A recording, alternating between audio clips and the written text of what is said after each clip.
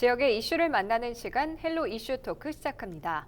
현재 청년들은 일자리 문제와 생활 전반에 걸친 어려움이 미래에 대한 불확실성으로 이어져 큰 불안감을 느끼고 있는데요.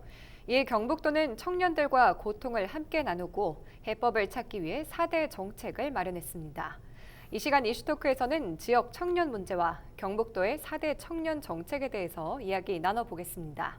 엄재진 매일신문 경북본사 취재부장과 함께합니다. 안녕하십니까? 예, 안녕하십니까? 네, 반갑습니다. 먼저 경북도가 청년들을 위해서 4대 정책을 마련했는데요. 그중에서도 청년 정착 사업이 눈에 띄는데 어떤 사업들이 있는지 설명해 주시죠. 예, 그렇습니다. 사실 우리 사회에서 가지고 청년 문제는 실제로 심각하죠. 네. 수도권과 지방의 어떤 불균형에 따른 역차별 문제, 또 청년들의 결혼, 일자리, 이런 것들이 바로 출산율, 그 지방 소멸, 인구 감소, 이런 다양한 어떤 그런 그 사회적 문제와 네. 바로 직결되는 문제니까 경북도 입장에서도 이 청년 문제를 이제는 그 청년들만의 문제로 그 방치해서는 안 되겠다. 이런 어떤 그들의 고민, 고통들을 같이 해결해 보자라는 의미에서 원래 4대 정책을 추진합니다. 대부분 이제 연결이라는 화두를 가지고 이제 4대 정책을 추진하고 있는데 간략하게 4대 정책을 이제 언급을 해보면은 일단은 경북 지역 외지의 어떤 청년들이 경북의 매력을 제대로 느낄 수 있도록 하고 네. 또 거기에 따라 가지고 좀 정착을 유도할 수 있는 그 사업들. 그다음에 경북도의 어떤 그런 지리적 여건이라든지 여러 가지 소통의 문제, 청년들과의 소통 문제가 있기 때문에 다양한 플랫폼을 만들어서 현실과 가상을 연결해 주는 그런 어떤 문화 정책 관련된 어떤 그런 네. 사업들. 그다음에 기존에 이제 창업이라든지 창직을 했던 어떤 청년들이라든지 지역의 청년들과 외부의 청년들을 만나게 하고 청년 거버넌스를 구출해서 그들만의 어떤 그런 공간, 소통 시스템을 만드는 사업들. 네. 또 청년들의 일자리라든지 복지 문제 이런 것들을 연결해서 청년이 정말 안정된 일상을 누릴 수 있는 어떤 그러한 어떤 사업들을 이렇게 4가지로 크게 묶어서 이제 추진하고 있고요. 대표적으로 이제 경북을 제대로 알게 하고 또 정착을 유도할 수 있는 그런 사업이 있는데, 네. 하나의 공동체를 조성해서 이제 하는 사업인데, 대표적으로 이제 도시 청년들을 이제 그 지방으로 불러들여서 이제 창업을 하게 하고 정착을 하게 만드는 그러한 어떤 사업들이 눈에 띕니다. 대표적으로 의성 그 이웃사촌 시범마을 이게 굉장히 이제 4년째 하고 있는데 벌써 이미 아마 102명의 이제 그 청년들이 와서 정착을 하고 이제 전입 신고했어요. 주소지도 옮겨가고 그다음에 반학 반어 청년 정착 지원 사업이라고 해서 어촌 활성화를 유도하기 위한 어떤 사업도 있거든요. 네. 이 사업들도 굉장히 역점적으로 추진하고 있고, 그다음에 청년 마을 만들기 사업이 이건 이제 행정안전부의 공모 사업으로 추진하는데 청년 마을 만들기 사업도 이제 추진하고 있습니다. 이 크게 이제 3가지로 이제 나눌 수도 있고, 지금 현재 이제 문경의 달빛 탐사대라든지 상주의 이제 그 2인 3가 로컬 메이트, 네. 영덕의 뚜벅이 마을 이렇게 3가지 청년 이제 3곳에서 청년 마을 만들기 사업을 추진하고 있는데, 이미 아마 그 지역 청년들과 외부에서 들어온 청년들이 사실 어떤 자기들만의 공동체를 형성해서 프로그램도 운영하고 있고, 이미 아마 여기서 이제 64명의 청년들이 이제 참여를 해서 아마 29명이 정착을 하는 그런 어떤 성과를 보이고 있고, 그다음에 의성 이웃사촌 시범마을 같은 경우는 굉장히 성과를 대내적 모범 사례로 평가받고 있잖아요. 그래서 경북도 같은 경우는 올해 약 한 2천억을 더 투입해가지고 제2, 제3의 이웃사촌 시범마을을 조성하겠다 이렇게 밝히고 있습니다. 반억 반어 정착 지원 사업 같은 경우는 어촌 활성화 사업이잖아요. 그 도시 청년들에게 어촌을 체험하게 하고, 그래서 그들이 정착해서 어촌을 활성화시키고, 또 대학생들에게 3일은 학교, 이틀은 어촌에서 생활할 수 있도록 해서 이 어촌을 활성화시키는 그런 어떤 사업인데, 이것도 이제 꾸준하게 추진하고, 이런 어떤 역할을 위해서 좀 이렇게 5개 팀을 좀 꾸준하게 이제 지원하겠다라고 밝히고 있습니다. 행정안전부 공모사업인 청년 마을 만들기 사업 같은 경우는 이제 앞으로도 이제 그 많은 어떤 단체들이 선정될 수 있도록 노력하겠다, 이런 어떤 계획을 밝히고 있는 상황입니다. 네, 청년 정착 사업들 소개해 주셨는데 또 구체적인 사례도 들어주실까요? 예, 그렇습니다. 대표적으로 이제 어성군 이후 사촌 시범마을이라는 게 있는데요. 이 부분은 사실 이제 그 경상북도와 어성군이 4년째 추진한 사업이거든요. 네. 이 이제 그 사업은 이제 도시 청년들을 유입시켜서 시골 마을을 좀 이렇게 새로운 활력을 불어넣기 위한 어떤 사업입니다.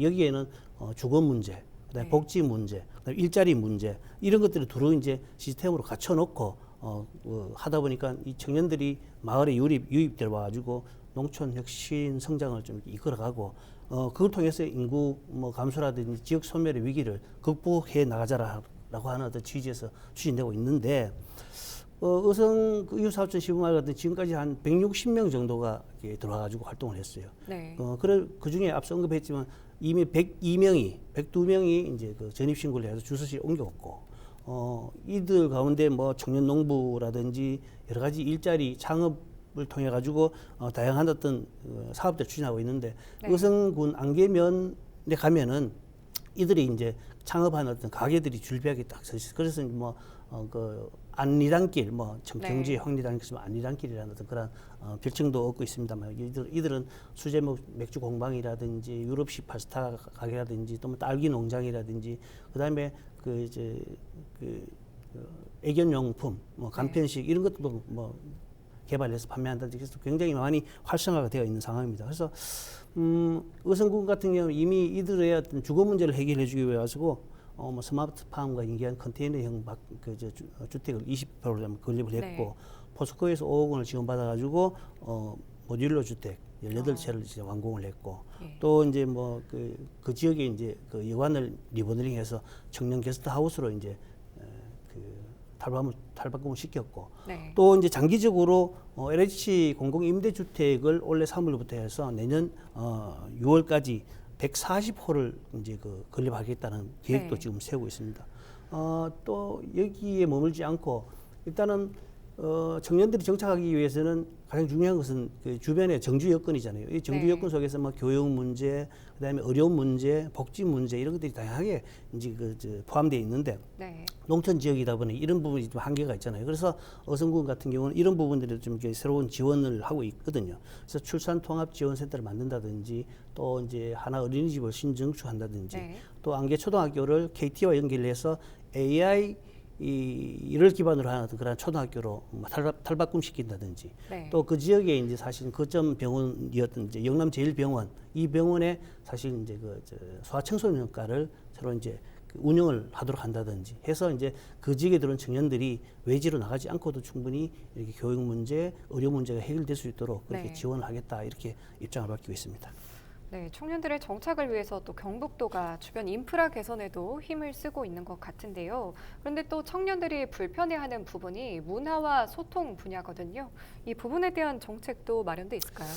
그렇습니다. 지금 경북 청년들이 타 지역 청년들에 비해 가지고 굉장히 좀 이렇게 여러 가지 현실들이 뭐냐면은 경북 지역이 굉장히 넓잖아요. 전국의 한 5분의 1 수준 면적이 넓거든요. 면적은 넓은데 또 교통이 불편해요. 그러다 보니까 서로 현실적으로 현실적인 공간에서 만나서 소통하고 이런 어떤 공동체를 만드는 게 굉장히 사실 어렵거든요. 그러다 보니까 굉장히 정보가 타 지역의 청년들에 비해서 좀 이렇게 늦은 감이 또 있을 수 있어 피해를 볼 수 있는데 이러한 부분들을 사실 이제 경북도에서 이제 새로운 어떤 그러니까 현실에서 해결되지 못하는 부분들을 가상의 공간을 이제 그러니까 디지털 플랫폼을 만든다든지 여러 가지 어떤 그런 시스템을 구축을 해서 가상의 공간에서 이들이 청년들이 이제 정보를 교류하고 소통할 수 있도록 이제 그렇게 이제 만드는 사업들을 추진하고 있습니다.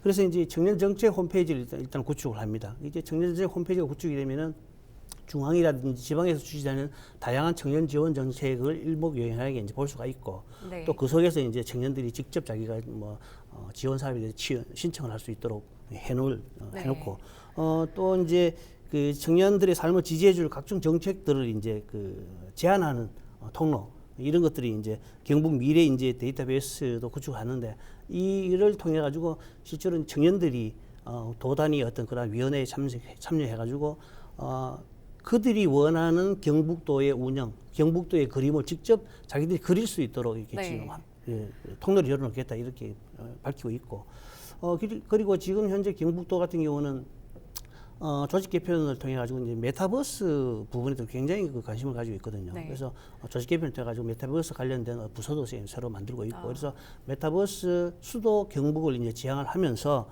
이 부분 청년 정책 부분도 마찬가지로 메타버스 트렌드에 맞도록 또 이제 AI, VR 이런 가상 현실과 또 뭐 융합 기술이 이런 것들하고 MZ 세대들의 어떤 그런 변화된 어떤 트렌드에 맞도록 이제 여러 가지 정책들을 만들어 가겠다. 네. 이렇게 이제 그 청년 정책 부분에 있어 가지고 이제 소통 공간들 확보해 나가는 그런 정책을 추진한다. 이렇게 말씀드리고 있습니다. 네, 청년들에게 효과적인 소통 창구가 좀 마련되고 있는 것 같은데요. 또 청년 문제에 있어서 고질적인 문제가 바로 일자리 부족입니다. 또 경북도가 마련한 일자리 복지 정책도 소개해 주시죠. 그렇습니다. 이제 그 4대 청년 정책 중에 하나인데 이거는 이제 청년과 사실 일자리와 복지 문제. 그래서 청년들의 일상은 늘상 이제 일자리와 복지에서 이제 좀 피해를 보다 보니까 굉장히 네. 불안정한 삶을 살고 있잖아요. 그래서 이들에게 안정적인 삶을 살 수 있도록 일자리와 복지 문제에도 최대한 신경 쓰겠다 이렇게 네. 밝히고 있는 상황입니다.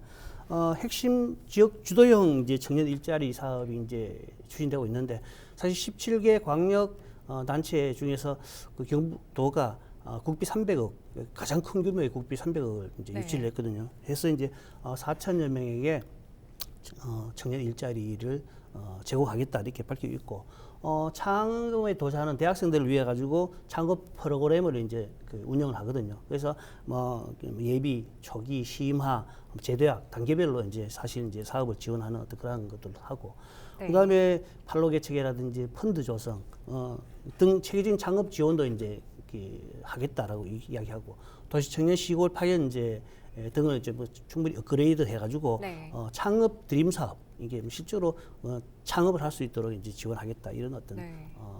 그 정책을 펴고 있습니다. 그다음에 복지 정책으로는 또 이제 그 산업단지 내에 이제 중소기업에 근무하는 이런 청년들에게 교통비 부담 경감을 위해 가지고 매월 이제 그 5만 원씩 이제 그 교통비도 이제 지원을 하고 네. 그다음에 중소기업 청년 근로자들에게는 석 달 이상 근무하면은 또 이제 100만 원의 복지 지원금 네. 또는 근로자 행복 카드도 지원하고 또 그 2년간 월 15만 원만 이제 월 15만 원씩만 저축하게 되면은 네. 한 1,000만 원의 목돈을 질 수 있는 그런 어떤 그런 지원 목돈 마련 청년 근로자 사락 체험 사업들 이런 복지 정책들을 통해 가지고 네. 청년들이 고통을 분담을 하겠다 이렇게 이제 약속하고 있는 상황입니다. 네, 다양한 일자리 정책들 추진되고 있는데요. 그렇다면 대구 경북 신공항과 또 시너지 효과를 볼 수 있을까요? 그렇습니다. 이제 신공항 같은 경우는 사실 그 대구 경북에서 최근에 앞으로도 사실 다시 못 올 대규모 그런 어떤 그 개발 사업이잖아요. 네. 또 그만큼 청년들에게 일자리라든지 여러 가지 기회가 주어질 것이다라고 이제 기대하는 그런 사업들이거든요. 네. 특히 이제 신공항 같은 경우는 공항 자체로만도 그 대단한 어떤 일자리가 만들어질 것인데 그렇죠. 기대되면 청년들은 거기에 기대를 하잖아요. 지역 청년들은요.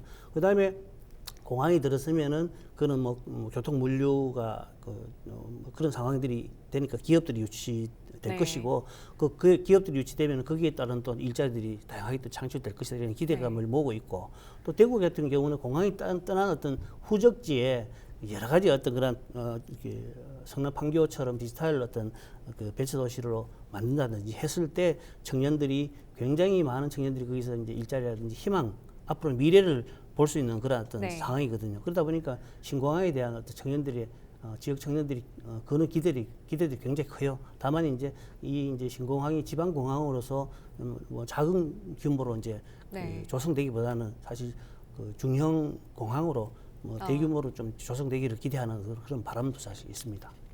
네, 앞서 말씀하신 대로 청년 근로자를 위한 다양한 복지 정책이 준비되어 있는데요. 한편으로는 복지 정책이 청년 근로자 쪽으로 좀 치우쳐서 비근로자 청년을 위한 복지가 부족한 게 아닌가 싶거든요. 또 일각에서는 서울시와 경기도처럼 청년 수당을 지급해야 하는 거 아니냐 이런 목소리도 있습니다. 어떻게 생각하세요? 그렇습니다. 이제 청년 수당, 그다음에 청년 복지 문제 같은 경우는 지금까지 사실 이제 그 취업을 했다든지 직장을 가지고 있는 앞서도 언급했지만 이제 그 중소기업에 네. 근무하는 어떤 청년들 이게 다양한 어떤 뭐 여러 가지 지원들을 하고 있잖아요.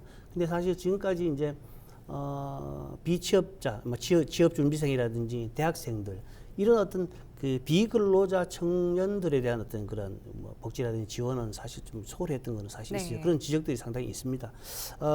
그래서 이제 경북도 같은 경우는 이들에 대한 어떤 복지 정책도 마련하고 있거든요. 그래서 이제 사실 청년들이 정착을 뭐 유도하는 뭐 청년의 그 수당, 청년의 꿈이라는 수당 제도 같은 게 있어요. 인터넷 홈페이지나 들어가면은 다양한 지원 방법들이 나오거든요. 그런 것도 있고 또 코로나19로 경제적인 어려움을 겪고 있는 독립세대 나와서 이제 혼자 사는 어떤 청년들이죠. 근데 일자리는 없는데 혼자 사는 이런 세대 그 청년들에게 사실 이제 뭐 청년 월세 지원 사업을 통해 가지고 한 20만 원씩 최대 1년 동안 지원하는 그런 사업도 있습니다.